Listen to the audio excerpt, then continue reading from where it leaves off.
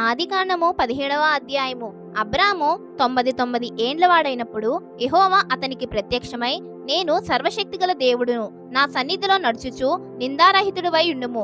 నాకును నీకును మధ్య నా నిబంధనను నియమించి నిన్ను అత్యధికముగా అభివృద్ధి పొందించెదనని అతనితో చెప్పెను.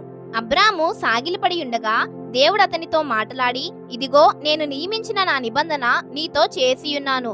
నీవు అనేక జనములకు తండ్రివగుదువు, మరియు ఇక మీదట నీ పేరు అబ్రాము అనబడదు.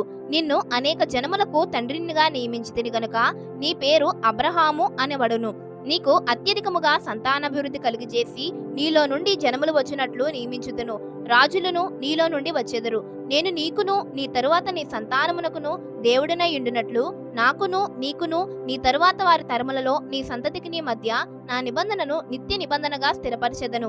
నీకును నీ తరువాత నీ సంతతికిని నీవు పరదేశివై ఉన్న దేశమును అనగా కనాను దేశమంతటిని నిత్య స్వాస్యముగా ఇచ్చి వారికి దేవుడనై ఉందునని అతనితో చెప్పెను. మరియు దేవుడు, నీవు మాత్రమే గాక నీ తరువాత వారి తరములలో నీ సంతతియు నా నిబంధనను గైకొనవలెను.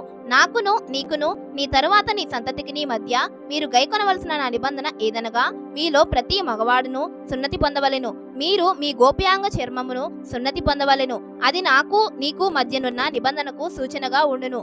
8 దినములు వయసు గలవాడు అనగా నీ ఇంట పుట్టినవాడైనను నీ సంతానము కాని అన్యుని వద్ద వెండితో కొనబడినవాడైనను మీ తరములలో ప్రతి మగవాడు మీలో సున్నతి పొందవలెను.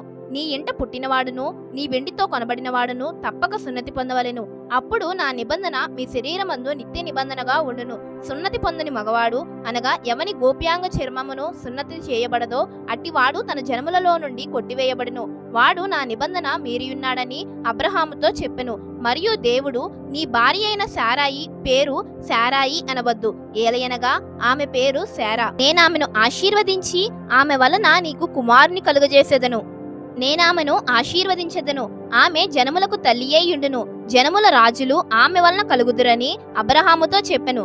అప్పుడు అబ్రహాము సాగిలపడి నవ్వి, 100 ఏండ్ల వానికి సంతానము కలుగునా, 9 ఏండ్ల శారా కనునా అని వయసులో అనుకొనెను. అబ్రహాము, ఇష్మాయేలు నీ సన్నిధిని బ్రతుకుననుగ్రహించుము అని దేవునితో చెప్పగా, దేవుడు, నీ భార్య అయిన శారా నిశ్చయముగా నీకు కుమారుని కనును. నీవతనికి ఇస్సాకు అని పేరు పెట్టుదువు. అతని తరువాత అతని సంతానము కొరకు నిత్య నిబంధనగా నా నిబంధనను అతనితో స్థిరపరచెదను. ఇష్మాయేలును గురించి నీవు చేసిన మనవి నేను వింటిని. ఇదిగో నేను అతన్ని ఆశీర్వదించి అతనికి సంతానాభివృద్ధి కలుగజేసి అత్యధికముగా అతన్ని విస్తరింపజేసేదను. అతడు 12 మంది రాజులను కనును. అతనిని గొప్ప జనముగా చేసేదను. అయితే వచ్చు సంవత్సరము ఈ కాలమందు శారా నీకు కనబోవు ఇస్సాకుతో నా నిబంధనను స్థిరపరచెదనని చెప్పెను. దేవుడు అబ్రహాముతో మాట్లాడ చాలించిన తరువాత అతని యొద్ద నుండి పరమునకు వెళ్ళెను. అప్పుడు అబ్రహాము తన కుమారుడైన ఇష్మాయేలును తన ఇంట పుట్టిన వారినందరినీ తన వెండితో కొనబడిన వారికందరికీ అబ్రహాము ఇంటి మనుషులలో ప్రతి వారిని పట్టుకుని దేవుడు తనతో చెప్పిన ప్రకారము ఆ దినమందే వారి వారి గోప్యాంగ చర్మమును సున్నతి చేసెను.